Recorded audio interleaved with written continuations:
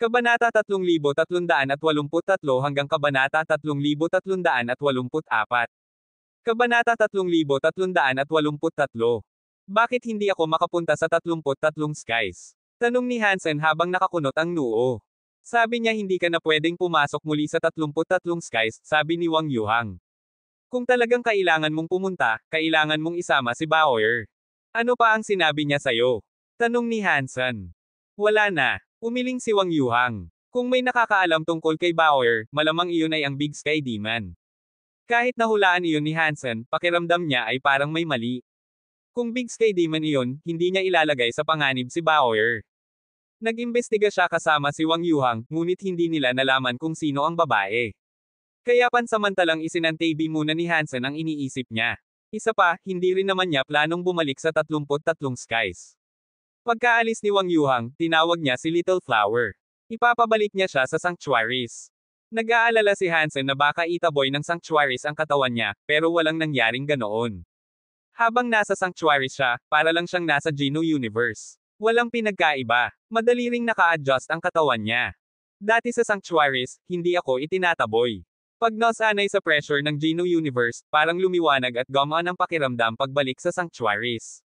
Pero ngayon, wala akong nararamdaman. Alam ni Hansen na hindi na normal ang katawan niya. Kasama si Little Flower, hinanap niya sina Chaos at Bauer. Gusto niyang makita ang kalagayan ni Bauer, at gusto rin niyang matingnan ni Chaos ang nangyari sa katawan niya. Little Flower. Dad. Masayang tumakbo si Bauer papunta sa kanila at hinawakan ang kamay nila. Ang maliit kong Bauer. Kumusta ang pag-practice mo? Hinaplos ni Hansen ang ulo ni Bauer.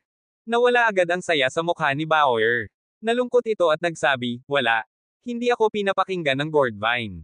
Dumating si Chaos na nakaitim na crystal armor. Malamig nitong sinabi, kapag nagsasama ang genes, kailangan ng progreso. Hindi dapat minamadali. May oras pa tayo bago maging reboot class si Chinshu. May iniisip si Hansen kaya nagtanong siya, bakit hindi natin gawin bago maging reboot class si Chinshu? Mas mataas ang tsansa nating matalo kapag naging reboot class na siya, hindi ba? Ipinaliwanag ni Chaos, sa totoo lang, kailangan nating hintayin na maging reboot class siya para tuluyang mag-combine ang Geno Prototype Armor. Doon lang natin siya maaaring sirain. Bago iyon, kahit patayin natin siya, hindi natin mapipigilan ang reinkarnasyon ng kaluluwa niya. Mas magiging nakakatakot pa ang susunod niyang buhay. Nakita ni Chaos na hindi pa rin lubos na nauunawaan ni Hansen at Little Flower, kaya nagpatuloy siya, ang past life ni Chinshu ay ang Wu Wei Dao Alpha. Sinubukan niyang literal na takasan ang kontrol ng Ultimate Egg. Malaking kapalit ang ibinayad niya para magtagumpay. Dahil doon, nalimitahan ang potensyal ni Chinshu. Kapag nag-reincarnate siya ulit ngayon, magiging sobrang lakas ng genes niya. Kahit wala siyang Geno Prototype Armor, makakamit niya ang final step. At wala nang sino mang makakakontrol sa kanya. Kung gusto siyang patayin ng Geno Hall Leader, ibig bang sabihin ay pwede na tayong umupo, mag-inom, at wala nang gawin? Tanong ni Hansen. Tutal, kailangan niya namang mag-reincarnate. Bakit hindi na lang natin siya hayaan? Lahat ng espiritong nagre-reincarnate, dumadaan sa Geno Hall. Huwag mong kalimutan na napakalakas na ni Chinshu. Bukod kay Bauer, wala nang ibang makakapatay sa kanya. At kahit kaya nila, hindi nila kayang pauksain ang espiritu niya. May reboot class God Spirit Blood Pulse siya. Kapag nag-reincarnate siya, hindi na niya kailangang dumaan sa Geno Hall. Tinanggihan ni Chaos ang iniisip ni Hansen. Sino ba talaga si Chinshu? Hindi mapigil ang tanungin ulit ni Hansen. Akala niya hindi sisigot si Chaos, pero matapos ang ilang sandali ng katahimikan, napabuntong hininga ito. Sige, sasabihin ko. Ang Human Alpha ay test subject ng ama ko at ni Bauer. Test subject? Gulat na tanong ni Hansen.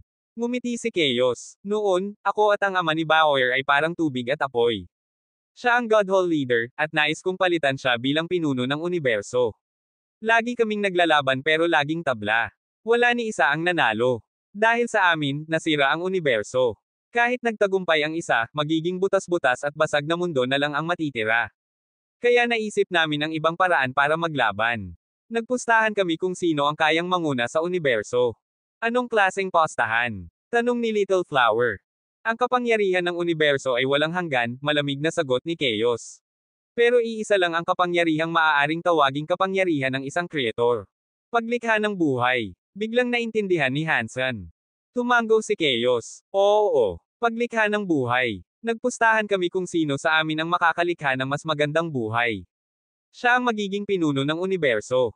Doon ba ipinanganak ang Human Alpha? Tanong ni Little Flower.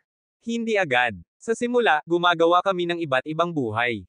Paulit-ulit naming pini-perfect. Inaayos ang mga depekto sa genes. Pilit naming nilalampasan ang isa't isa. Naging kakaiba ang tingin ni Chaos habang ngumiti.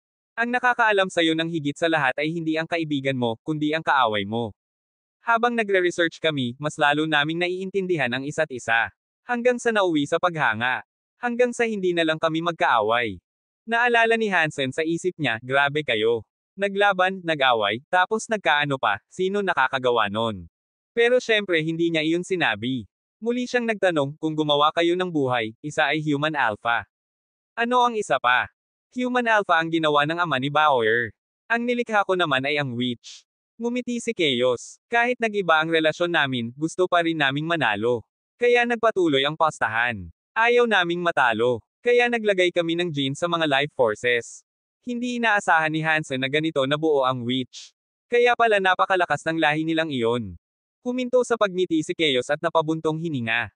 Ngayon, hindi na kami ganoong ka-proud. Kung hindi dahil sa amin, hindi mangyayari ang lahat ng ito. Sayang, tinamaan kami ng pride noon. Wala ni isa ang gustong umamin. Wala ni isa ang gustong umatras. Kaya nagpatuloy ang banggaan. Kabanata 3384. Hindi napigil ang magtanong ni Hansen, anong nangyari pagkatapos noon. Hindi na mahalaga. Sa huli, si Human Alpha ay nagtaglay ng genes ko at ng ama ni Bauer. Sa mga pagbabagong ginawa namin sa kanya, halos naging pinaka-perpektong anyo ng buhay siya na may reboot powers at geno-prototype armor powers. Tiningnan ni Chaos si Bauer at sinabi, nang marealize namin ang problema, huli na ang lahat. Ang mga ebolusyon ni Human Alpha ay wala ng kontrol. Kahit ako at ang ama ni Bauer ay hindi na kayang kontrolin si Human Alpha. Sa huli, kinailangan ng ama ni Bauer na i-reboot ang universo.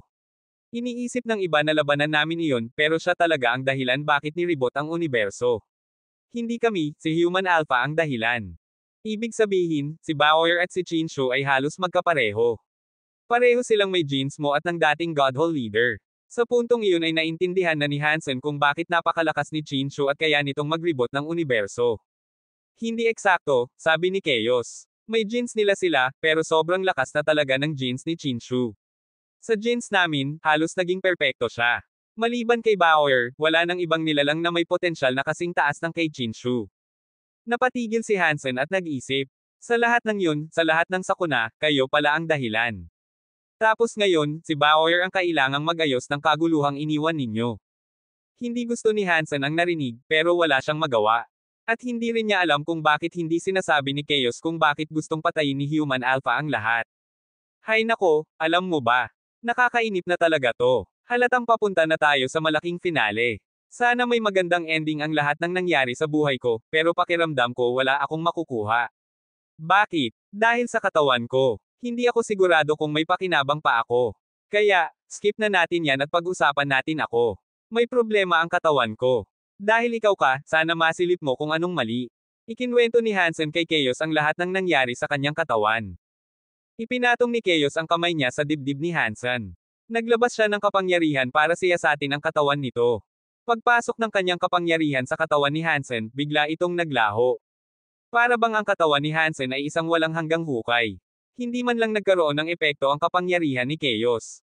Nagulat ng husto si Chaos. Tinitigan niya ang katawan ni Hansen at sinabi, ang Sanctuaries, ang Geno Hall, at ang Geno Tablet ay umiiral na noong unang nalikha ang universo. Kahit humina ang kapangyarihan ng universo, hindi bumaba ang antas ng Sanctuaries kumpara sa Geno Hall at Geno Tablet. Ginamit ko ang Sanctuaries para malaman ang espesyal na evolution modules nila. Nang maribot ang lahat, doon napunta si Bauer. Umasa akong tautubo siya gamit ang kapangyarihan ng Sanctuaries. Pero tungkol sa final level up ng Sanctuaries, hindi ko alam. Kung gusto mong gumamit ng powers ng Sanctuaries para mag-evolve, hindi iyon madali.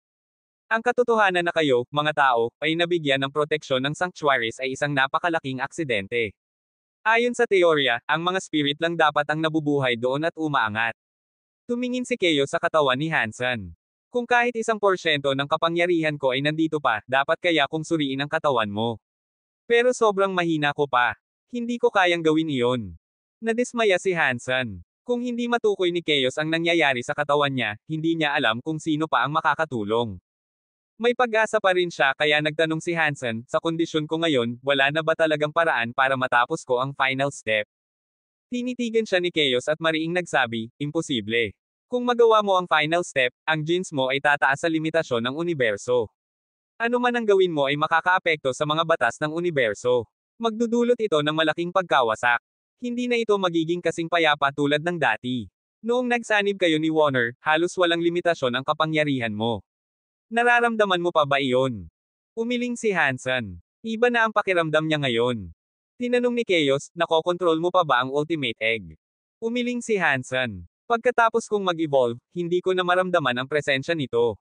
Ang mga tao sa sanctuaries ay may genes ni Chinshu. Ang Ultimate Egg ay para kontrolin si Chinshu. Ayon sa teorya, hindi mo dapat makuha ang Ultimate Egg. Ngayon, hindi mo man lang maramdaman ito. Kakaiba ito. Napakunot noo si Chaos, halatang nalilito. Nagpatuloy si Chaos sa pagtuturo kay Bauer tungkol sa gourd. Si Hansen naman ay naghanap ng paraan para maintindihan ang katawan niya at kung paano niya ito makokontrol. Gusto ni Chaos na manalo si Bauer sa Geno Tablet fight laban kay Chinshu. Sa tingin niya, kung magsasanib si Bauer sa gourd vine, may pag-asang manalo. Kapag nasa final battles na ang Geno Tablet, si Bauer ay haharap lamang kay Chinshu. Hindi niya kailangang intindihin ang break world creatures nito. Pero para mangyari iyon, kailangan munang maging sky leader si Bauer bago mapuno ang lahat ng 33 skies. Kailangan niyang makapasok sa laban. Matagal nang hindi bumabalik si Hansen sa Burning Red Sky. Nakuha na ng iba ang leadership position na iyon. Si Wang Yuhang na lang ang natitirang may posisyon sa 33 skies. Hindi ko pwedeng hayaang si Bauer lang ang haharap kay Chinshu. Kailangan kong makakuha ng sky position. Alam niya ang dapat gawin, pero alam niyang mahirap. Matagal nag-research si Hansen tungkol sa katawan niya pero walang resulta. Kahit sino pa ang kalaban niya, mas malakas ito, pero hindi niya ito makontrol. Halos ubos na ang leadership position sa 33 skies. 3 na lang ang wala pang leader. Kapag nakumpleto iyon, magsisimula na ang Geno Tablet fight. At si Bauer, hindi pa rin makapagsanib sa gourd vine. Malakas siya, pero hindi sapat para sirain ang universo. Isa pang sky ang lumitaw. Pangalan ng Ancient Devil. 2 na lang ang natitira. Hindi pwede. Kailangan kong makakuha ng isang sky. Hindi na makapaghintay si Hansen. Kailangan niyang sumali. Kung hindi, hindi siya makakapasok sa Geno Tablet fight. Ipinaliwanag ni Hansen sa mga taga Sky Garden ang plano niya. Lumapit si Ningyu na nakasuot ng berdeng balahibo at nagsabi, sasama ako sayo. Naramdaman agad ni Hansen ang kakaibang presensya nito. Nagulat siya. Naabot na ba ng break world genes mo ang 100%?